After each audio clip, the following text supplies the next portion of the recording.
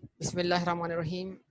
तो जनाब, जो लास्ट क्लास में हमारा डिस्कशन हुआ उसकी बेस पर हम कुछ सिनेरियोस सॉल्व करना चाहते हैं जो कि क्वेश्चन नंबर 1 में मौजूद हैं।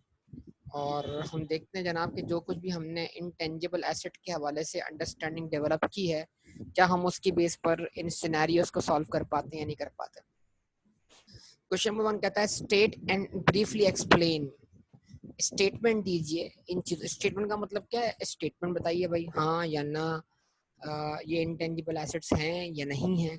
फिर ब्रीफली एक्सप्लेन मतलब फिर रीजनिंग दे दीजिए उसके पीछे कि भाई क्यों है और क्यों नहीं है। ठीक है।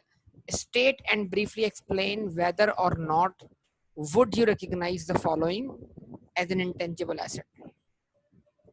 Number 1, a company has acquired a fishing licence. The directors insist that it is a physical asset since it is written on a piece of paper. तो डायरेक्टर साहब कहते हैं अरे हमारे को समझ ही नहीं आता, ये तो कागज पर है, तुम इसको इंटेंजिबल बोलते हो। अब समझाओ भाई। डायरेक्टर साहब को बोला कागज तो फिजिकली एग्जिस्ट करता है, लाइसेंस तो कागज पर है और कागज फिजिकली एग्जिस्ट करता है। तुम बोलता है कि ये लाइसेंस जो है वो क्या है, इंटेंजिबल है। अच्छा जी, state and briefly explain whether or not you would recognize a fishing license as an intangible asset.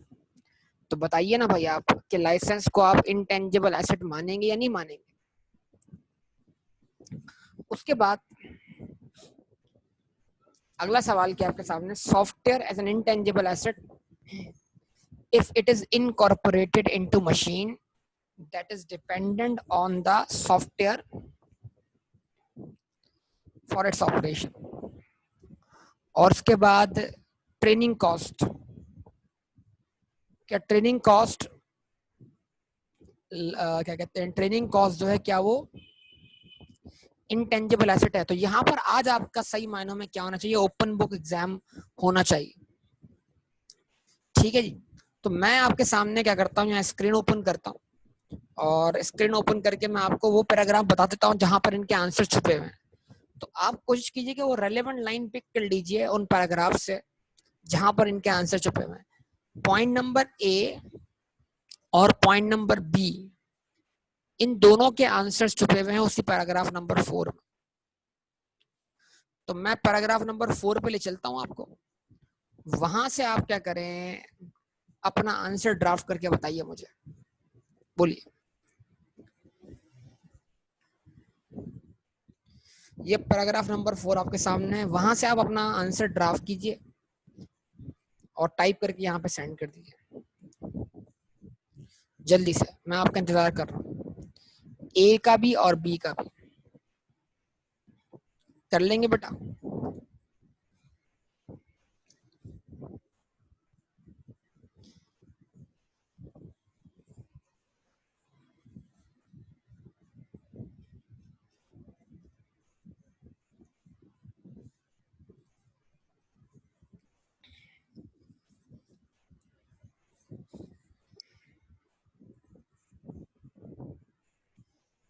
जवाब दें।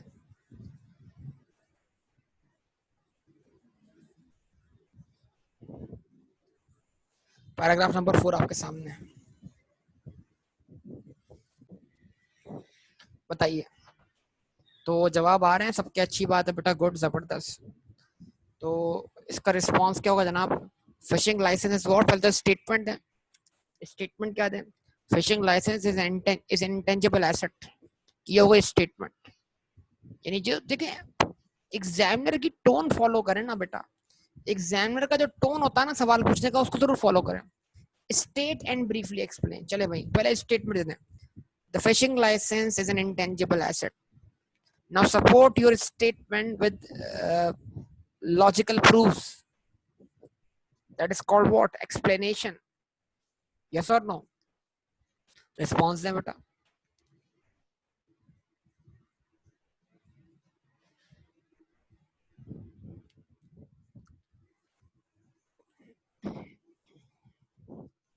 नाउ कोई बात नहीं बेटा, ये यहाँ भी अच्छी बात है ना, कोई मसले वाली बात नहीं। खैर अब चलो मेरी बात पहले सुनो। तो पहले स्टेटमेंट क्या लिखना आपने, the fishing license what intangible asset, because, अब बिकॉज लगा के कंटिन्यू कर लो, ये फुल स्टॉप के बाद इसको अलग से कंटिन्यू कर लो। अब ब्रीफली एक्सप्लेन है ना, because license that is what the permission to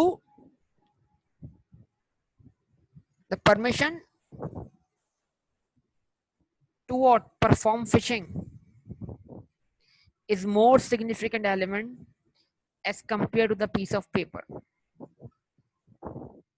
बात खत्म हो गई बेटा, कोई लंबी चौड़ी बहस ही नहीं हुई, मतलब कोई तफसील वाली अल्फाज भी हमने ब्रीफ इस्तेमाल किया ना, लॉजिक दे दी, बात खत्म हो गई। License, what is license? License means what? License is permission, and piece of paper is only the evidence of the license, not actually the license। Piece of paper जो है लाइसेंस का एविडेंस है, खुद licence छोड़िए, licence तो मतलब permission है, लेकिन उस लाइसेंस का एविडेंस किस पर होगा? पीस ऑफ पेपर पर होगा। मिसाल के तौर पर एक सिंपल सा सवाल करता हूं मैं आपसे, आप फर्स्ट ईयर इंटर पास कर चुके हैं, आप 9 मैट्रिक पास कर चुके हैं, खुदा ना खास्ता आपके सर्टिफिकेट्स कहीं यानी किसी के भी सर्टिफिकेट गुम हो जाते हैं, कुछ भी जाता है, तो मतलब इसका मतलब क्या हुआ? उसकी क्वालिफिकेशन खत्म हो गई क्या?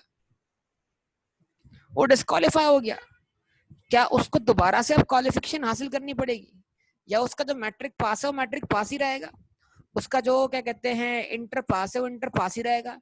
लेकिन प्रॉब्लम ये है कि फिल वक्त उसके पास जो है वो मार्कशीट वगैरह नहीं है, तो मार्कशीट डुप्लीकेट दोबारा इशू करवाई जा सकती है। क्या इशू है इसके अंदर?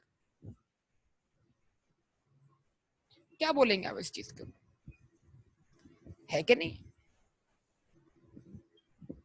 समझे बात या नहीं? तो ये तमाम बातें आपको मद्देनजर रखनी है। मतलब लाइसेंस जो है, पीस लाइसेंस जो है वो क्या है? परमिशन है टू गेट एक्सेस और कंट्रोल ऑफ द एरिया, कि उसके जरिए आपको एक्सेस मिल रहा है फिशिंग का, या उसके जरिए आप उस पार्टिकुलर एरिया को कंट्रोल कर पा रहे हैं, वो आपका एरिया है, उस इलाके में फिर कोई और फिशिंग नहीं कर सकता। यस और नो?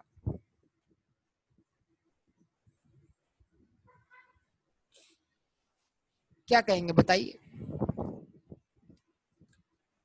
तो हमेशा मेन पॉइंट को हिट करें। असल में क्या है, जब एग्जामिनर कोई ब्रीफली आंसर बनाए ना, तो मेन पॉइंट को हिट करें। अगर वो बोलता है एक्सप्लेन इन डिटेल, तो जब डिटेल में एक्सप्लेन करेंगे तो फिर बात क्या होगी, उसमें फिर आपको आइडेंटिफिकेबिलिटी भी समझानी पड़ेगी, क्योंकि लाइसेंस अराइज हुआ है कॉन्ट्रेक्चुअल राइट की बिना पर, चाहे वो सेपरेबल, क्या वो सेपरेबल हो या ना हो, वो इंटेंजिबल एसेट है।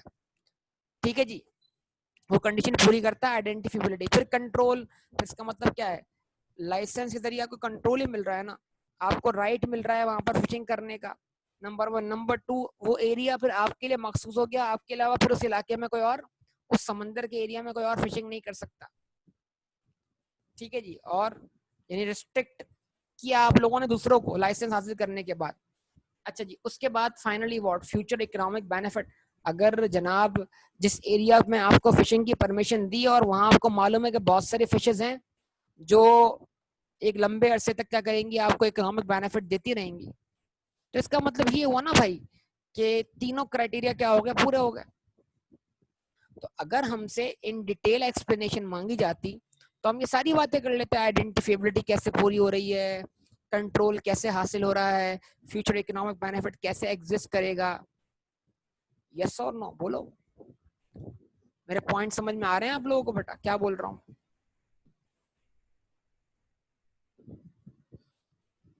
अच्छा, और जो सेकंड पार्ट था यार सॉफ्टवेयर वाला, वो तो आसान है। व्हेन सॉफ्टवेयर इज एन, क्या कहते हैं जनाब, when software is not, sorry क्या लिखा हुआ था वहां पर?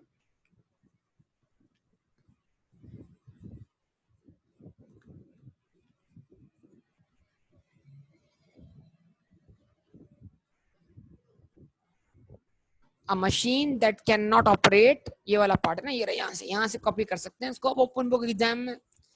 मशीन, अब जरूरी नहीं कि टूल का लफ्ज इस्तेमाल करें। Machine can not, that can not operate without that specific software is an integral part of the related hardware and it is treated as property plant equipment. ठीक है जी, पहले स्टेटमेंट दें, the software is not intangible asset because what, आप reason देते हैं या full stop लगा के बोले machine that can not operate without that specific software is an integral part of the related hardware and it is treated as property plant equipment. खत्म हो गई बात, स्टेटमेंट आ गई और स्टेटमेंट के बाद वजूहात भी बयान हो गई ब्रीफली, दैट्स ऑल। तो अगर जिस बंदे ने स्टैंडर्ड सही से पढ़े होंगे ना, उसको जवाबात वहीं से मिलना शुरू हो जाएंगे। क्या ख्याल है बेटा, बताइए, जवाब दीजिए। अब आखिरी चीज क्या रह गई आपके पास बेटा? आखिरी चीज क्या है? वो भी कंट्रोल के ऊपर ही डिपेंड करती है ना।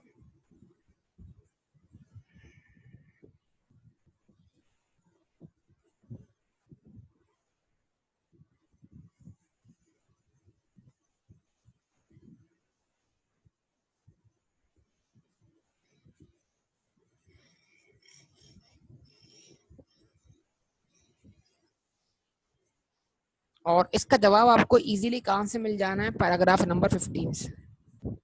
क्या कहते हैं, मिल जाएगा? सब लोग बताइए। ट्रेनिंग कॉस्ट वाली बात का जवाब पैराग्राफ नंबर 15 से मिल जाएगा। बोलिए।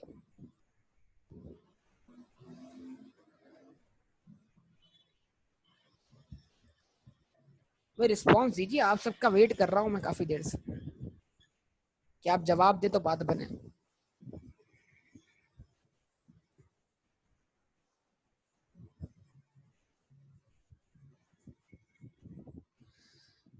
और जुनेद तो पार्टिसिपेट ही नहीं करता, बास क्लासेस में तो होता ही नहीं है, और क्लास में होते हुए पार्टिसिपेशन कम है जुनेद की। बेटा क्या बात है जुनेद, कहाँ घूमो आजकल तुम?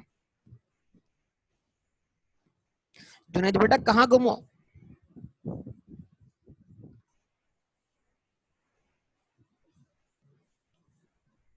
जुनेद बेटा कहाँ गुम हो? ये तो लगे ना तुम इधर हो यार, तुम्हारा होने का पता ही नहीं लगता, ढूंढते रहो तुम्हें, या तो तुम्हें ढूंढो, तुम होते नहीं हो क्लास के अंदर। क्या टेंशन है बेटा, किस बात का गम है?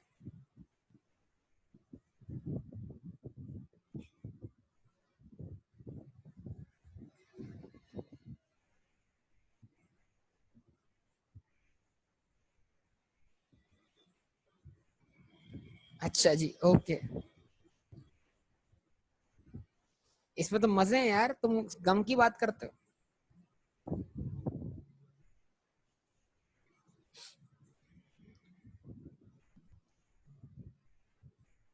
बेगम हो तुम? यार तुम किसकी बेगम हो भाई? अच्छा, वही बात है ना,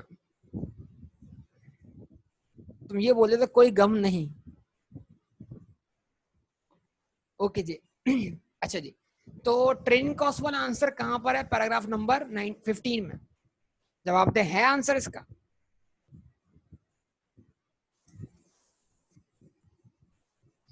ये रहा, बड़ा सिंपल सा है मामला, ये आपके सामने है। An entity usually has insufficient control over what?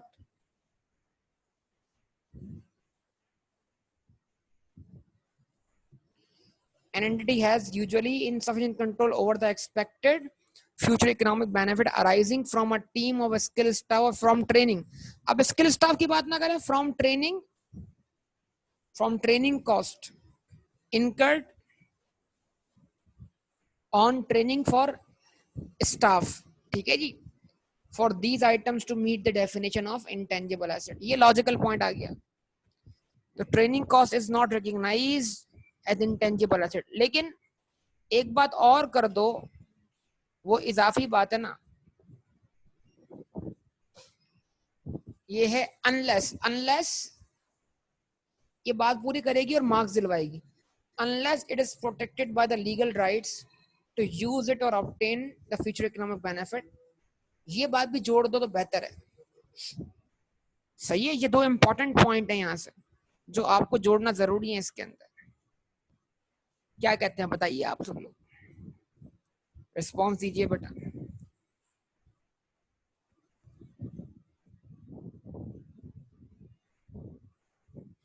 जवाब देना बेटा, जवाब दें आप सब लोग यार, ऐसा ही है। तो ये तीनों पार्ट्स के जवाब आपके सामने है। ओपन बुक एग्जाम का यही फायदा है यार। हाँ बेटा, आपके जवाब पढ़ रहा हूँ मैं, अच्छी बात है माशाल्लाह, बहुत से अच्छे जवाब लिखे गए।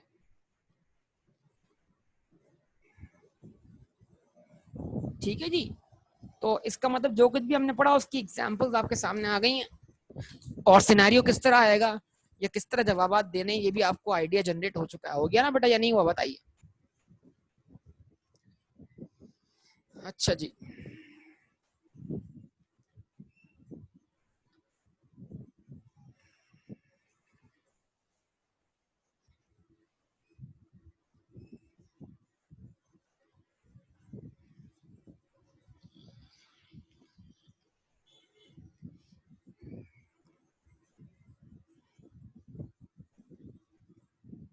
चले जी आगे बात करते हैं।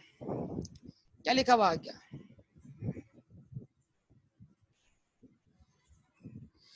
Acquisition as a part of what? जवाब दें। Acquisition as a part of what? Business combination. जब आपने इनटेंजिबल एसेट एक्वायर किया है जो कि पार्ट है किसका? Business combination. Acquisition is a part of a business combination. जवाब दे बेटा।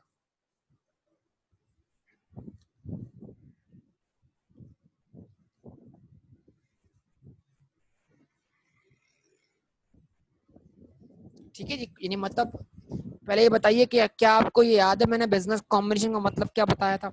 जब एक एंटिटी दूसरी एंटिटी पे कंट्रोल हासिल कर लेती है, यानी उसको टेक ओवर कर लेती है, तो ये कॉन्सेप्ट क्या कहलाता है? Business combination. और बिजनेस कॉम्बिनेशन जो है वो कंसोलिडेशन भी कवर होगा आपके सामने, यानी IFRS 3 जो है वो कंसोलिडेशन के साथ भी कनेक्ट होता है, IAS 38 के साथ भी कनेक्ट होता है। जवाब दें बेटा। जब आप किसी बिजनेस को टेक ओवर करते हैं तो फिर वो गुडविल जो आप वहां पे गुडविल की जब पेमेंट करते हैं ना, वो जो गुडविल होती है वो एक्वायर्ड गुडविल होती है, वो इंटरनली जनरेटेड नहीं होती, वो सेल्फ जनरेटेड नहीं होती। क्या कहते हैं, क्या कहेंगे? तो गुडविल बेसिकली दो किस्म की हो गई IAS 38 के हिसाब से, एक इंटरनली जनरेटेड और एक एक्वायर्ड। जो एक्वायर्ड गुडविल है उसको हम रिकॉग्नाइज करेंगे बतौर इंटेंजिबल एसेट, लेकिन जो इंटरनली जनरेटेड गुडविल है उसको हम इंटेंजिबल एसेट के तौर पर रिकॉग्नाइज नहीं कर सकते। ठीक है,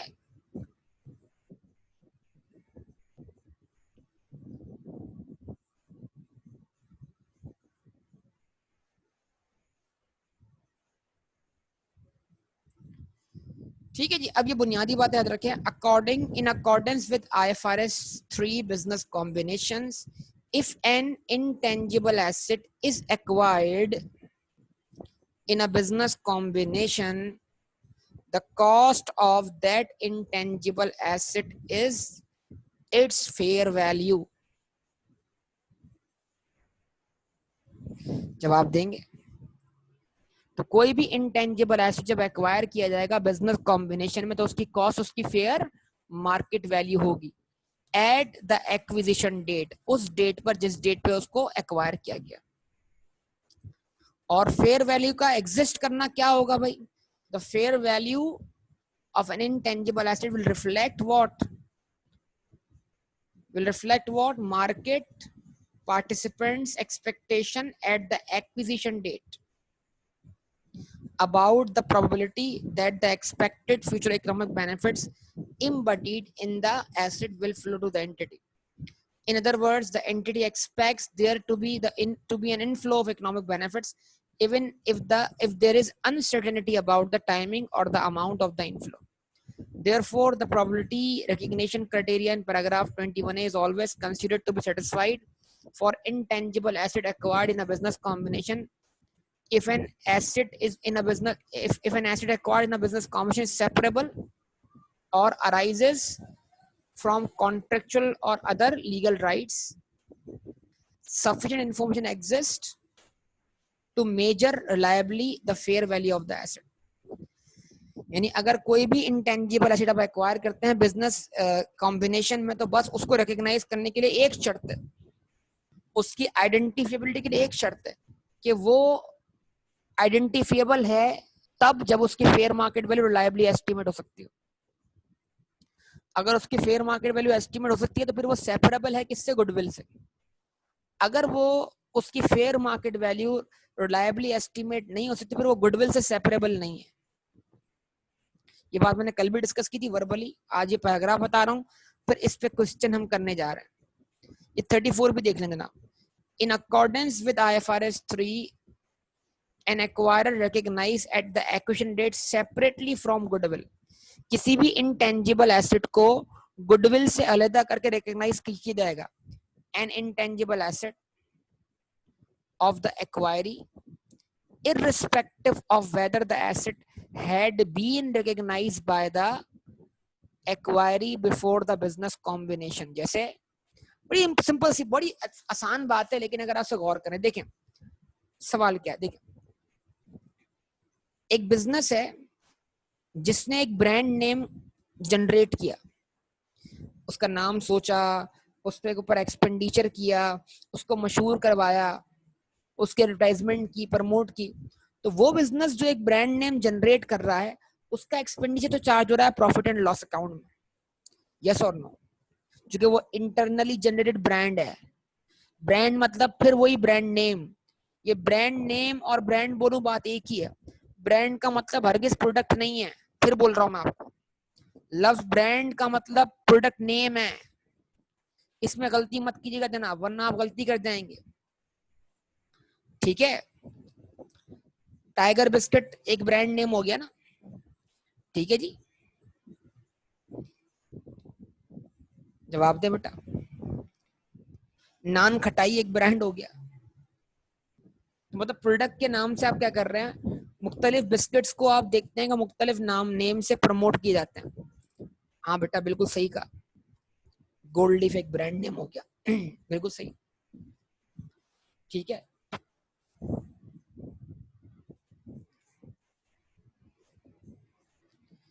तो ये आपके सामने है, ये सारे ब्रांड नेम है, मतलब उसको प्रमोट करना। अच्छा, अब बड़ी सिंपल सी बात है, जो ब्रांड जिस कंपनी ने जिस बिजनेस से डेवलप किया, उसके लिए वो ब्रांड इंटेंजिबल एसेट नहीं है।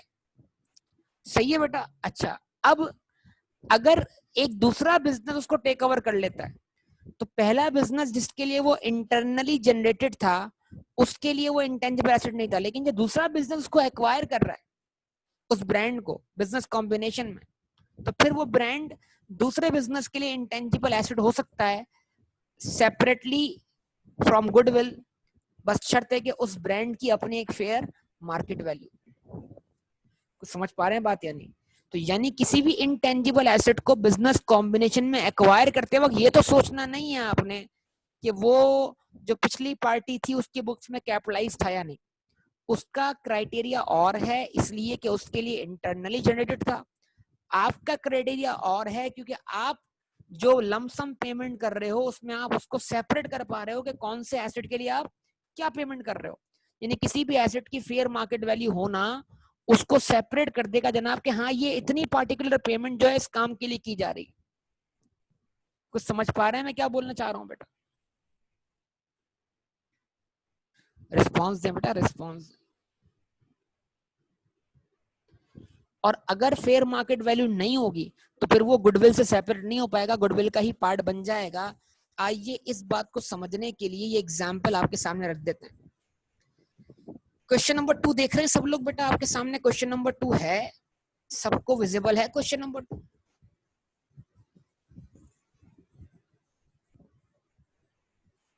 बोलिए क्या लिखा हुआ है बेटा, क्या लिखा हुआ है? एक मिनट जरा रुकिएगा, मैं साथ साथ क्या कर लूं।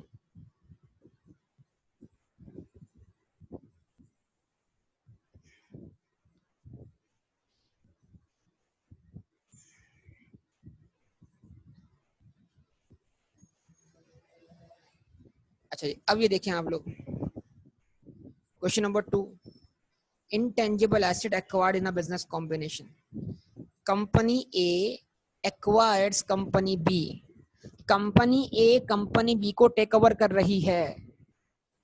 The net assets and liabilities of B are as follows. जो कंपनी बी है उसके नेट एसेट्स ये हैं. पीपी है उसके पास कितना, 5 लाख रुपए, फेयर मार्केट वैल्यू है. पेटेंट है उसके पास 1 लाख रुपए. सी द रिक्वायर्ड बिलो, मतलब ये फेयर मार्केट वैल्यू है या नहीं इसके बारे में आगे बात होगी. लायबिलिटीज हैं कितने की, 2 लाख रुपए. The price paid for the company B is ₹700,000. आपने कंपनी बी को लमसम पेमेंट 7 लाख में क्या कर लिया, परचेज कर लिया. सिनेरियो समझ में आ रहा है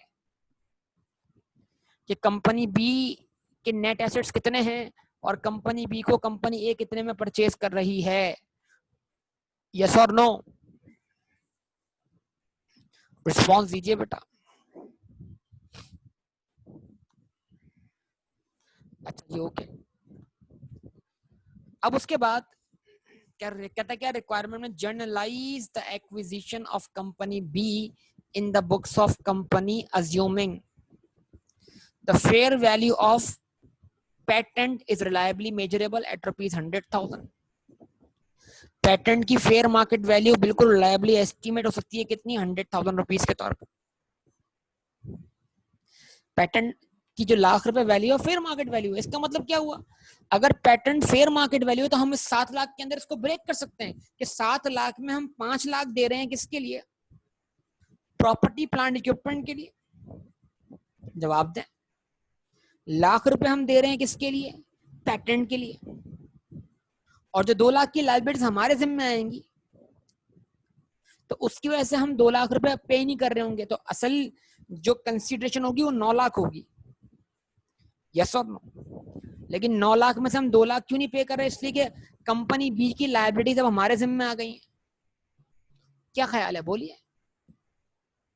क्योंकि हमने तो उसको नेट एसेट पे टेक ओवर किया है ना, तो हमेशा आप क्या करेंगे, गुडविल निकालने के लिए नेट एसेट्स यानी एसेट्स माइनस लायबिलिटीज को करेंगे, मैच करेंगे किससे, कंसीडरेशन से.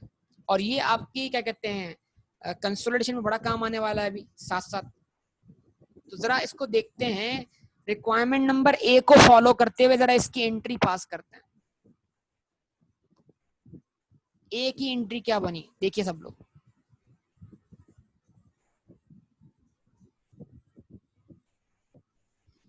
पीपी डेबिट 5 लाख से. जवाब दें बेटा. पेटेंट यानी कि इंटेंजिबल एसेट डेबिट कितने से, 1 लाख से. क्योंकि फेयर मार्केट वैल्यू है लिहाजा इसको ये सेपरेबल हो गया गुडविल से, इसको रिकॉग्नाइज कर लें. गुडविल डेबिट जो डिफरेंस के तौर पे अपेयर हो जाएगी, इसको छोड़ दें अभी आप जरा. अच्छा जी, लायबिलिटीज क्रेडिट, कंपनी बी की लायबिलिटीज भी आपके हिस्से में आ गई. कितनी बेटा, 200,000. और कंपनी बी के लिए आप पेमेंट क्या कर रहे हो, 7 लाख रुपए. 7 लाख आप पे कर रहे हो कैश फॉर्म में. 2 लाख की लायबिलिटीज आप उसकी पे करोगे, जो लायबिलिटी उसकी थी आपके जिम्मे आ गई. तो मतलब ओवरऑल आपने इसको असल में परचेज किया 9 लाख का. जवाब दीजिए बेटा. और 6 लाख के एसेट्स आपने 9 लाख में परचेज कर लिए.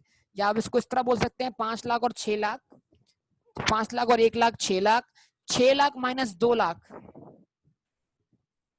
4 लाख. 4 लाख के नेट एसेट आपने कितने में खरीद लिए हैं, 7 लाख में. तो 4 लाख के नेट एसेट अगर आपने 7 लाख में परचेज किए हैं तो इसका मतलब क्या हुआ कि जो 4 लाख से अबव आपने पेमेंट की है वो गुडविल है.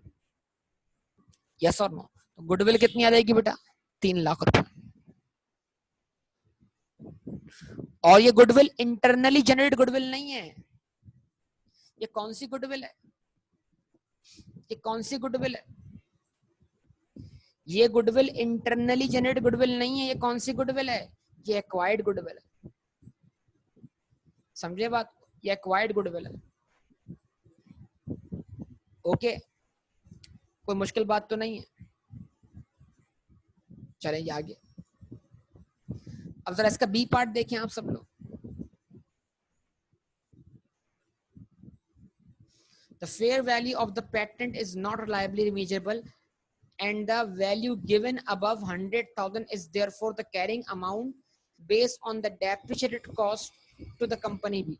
तो लाख रुपए ऊपर पेटेंट की वैल्यू लिखी हुई है, कंपनी बी की बुक्स में मौजूद कैरिंग अमाउंट है और उसकी फेयर मार्केट वैल्यू लायबली एस्टिमेट नहीं की जा सकती। तो अब क्या होगा, अब इसकी एंट्री को कैसे बनाया जाएगा, अब गुडविल का वैल्यू क्या होगा। अब ये जो लाख रुपए आप फिर भी पे कर रहे हो किसके लिए, पेटेंट के लिए, हालांकि उसकी फेयर मार्केट वैल्यू जीरो है और फेयर मार्केट वैल्यू जीरो होने का मतलब क्या है, मुस्तकबिल का इकोनॉमिक बेनिफिट जीरो है, सीधी बात है। फेयर मार्केट वैल्यू जीरो होने का मतलब क्या है, मुस्तकबिल का इकोनॉमिक बेनिफिट जीरो है। तो फिर भी आप अगर आप उसके लिए लाख रुपए दे रहे हो तो फिर वो लाख रुपए आप उस पेटेंट के लिए नहीं दे रहे बेटा, वो लाख रुपए आप किसके लिए दे रहे हो, गुडविल के लिए दे रहे हो। अभी उस पैराग्राफ ने ये बोला था ना कि फेयर मार्केट वैल्यू ही फ्यूचर के इकोनॉमिक बेनिफिट को रिप्रेजेंट करेगी। फेयर मार्केट वैल्यू का होना ही इस बात का सबूत होगा कि फ्यूचर का इकोनॉमिक बेनिफिट एग्जिस्ट करता है। ठीक है जी, जवाब दीजिए। यानी यहाँ पर फेयर मार्केट वैल्यू का होना ही क्या कर रहा है, आइडेंटिफिबिलिटी को भी पूरा कर रहा है, यानी वो गुडविल से इसको सेपरेट कर पा रहा है। और फेयर मार्केट वैल्यू का होना ही क्या कर रहा है, उसका फ्यूचर इकोनॉमिक बेनिफिट के एग्जिस्टेंस के मतलब एग्जिस्टेंस के लिए क्या बन रहा है, सबूत बन रहा है। तो अब इसके एंट्री क्या बनाएंगे बताइए सब लोग जरा।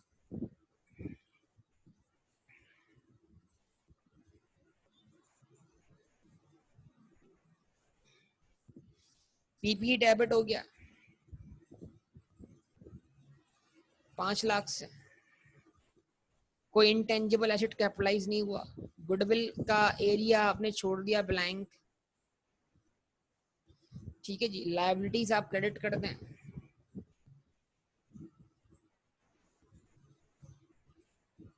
दो लाख से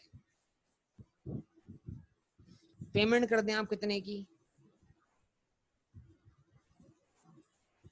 7 लाख की।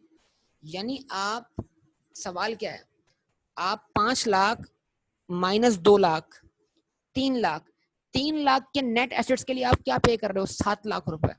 तो आप नेट एसेट की फेयर मार्केट वैल्यू से कितना अबव पे कर रहे हो, जो अबव पे कर रहे हो वो गुडविल है।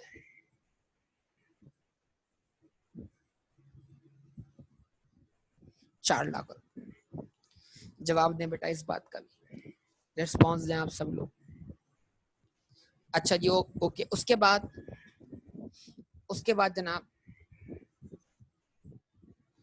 कोई इशू नहीं है। उसके बाद जनाब लास्ट वन, अब ये आखिरी एंट्री आप बना के बताएं मुझे, मैं आपका इंतजार कर रहा हूं। The purchase price of the company was 3 lakh रुपए। मान लीजिए कि परचेज प्राइस 3 लाख रुपए है, ठीक है, 7 लाख नहीं है और बाकी पूरी कहानी सेम है। And all values provided are fair value, मतलब 5 लाख भी फेयर मार्केट वैल्यू है, 1 लाख भी फेयर मार्केट वैल्यू है और 2 लाख की लायबिलिटी भी फेयर मार्केट वैल्यू। अब बताइए क्या एंट्री बनेगी और आप अपने आंसर जरा बताइएगा मुझे सब लोग, मैं इंतजार कर रहा हूँ, आपका वेट कर रहा हूँ, बताइए क्या आंसर आता है, जरा इसकी एंट्री बना के बताइए जरा, आप सब बनाइए।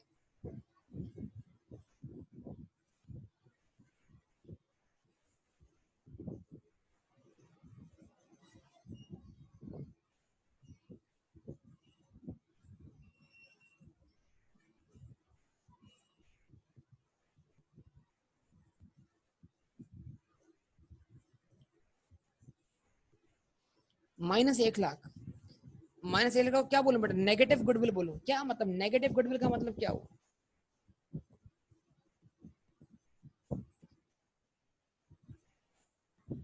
हाँ तो गुडविल नेगेटिव है, इस बात का क्या मतलब हुआ, कि एक बिजनेस को आपने उसकी नेट एसेट की फेयर मार्केट वैल्यू से भी कम में खरीद लिया, सस्ता खरीद लिया, ये मतलब हुआ ना इस बात का, या कुछ और मतलब हुआ, सस्ता खरीद लिया, हालांकि उसके नेट एसेट की फेयर मार्केट वैल्यू ज्यादा है। तो ये आपको गेन हुआ या लॉस हुआ, ये आपको गेन हुआ या लॉस हुआ, ये आपको नुकसान हुआ या फायदा हुआ, रिस्पॉन्स दें, खरीदने वाले को नुकसान हुआ, फायदा हुआ, गेन हो गया, सही है ना। इस गेन को हम क्या मानेंगे, income. Negative goodwill is your income, positive goodwill is your asset, इसको आप इनकम मानेंगे,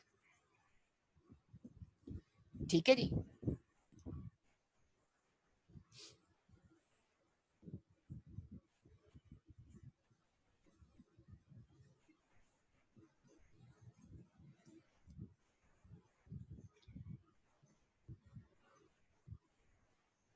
ऐसा ही है ना बेटा,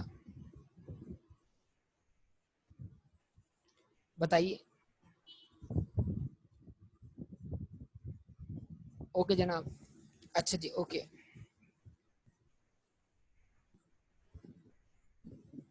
तो इसकी एंट्री क्या बनी बेटा, पीपी डेबिट हुआ 5 लाख से, इनटेंजिबल एसेट जो कि पेटेंट था वो डेबिट हुआ 1 लाख से, उसकी भी fair market value. Liabilities credit हुई 2 लाख से, बैंक क्रेडिट हो गया कितने से, 3 लाख से, और गुडविल जो कि नेगेटिव गुडविल है, इसको याद रखिएगा, मैं इनकम बोल रहा हूं, कितने से बेटा, 1 लाख से। ये एंट्री पास हुई है, बताइए। ये एंट्री हमने किसकी बुक्स में पास की है, बी की बुक से तो ये सारे एसेट डिस्पोज ऑफ हुए हैं, नेट एसेट्स। ए की बुक्स में क्या हुए हैं, ये एसेट्स क्या हो गए बेटा, कैपिटलाइज हो गए। यस और नो बोलिए, जवाब दीजिए, ऐसा ही है ना।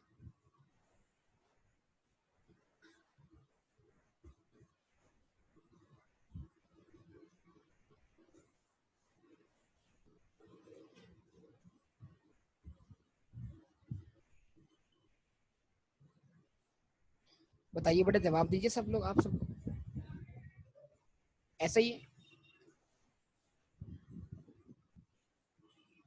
ओके, जबरदस्त, बेहतरीन, ठीक है, अच्छी बात है।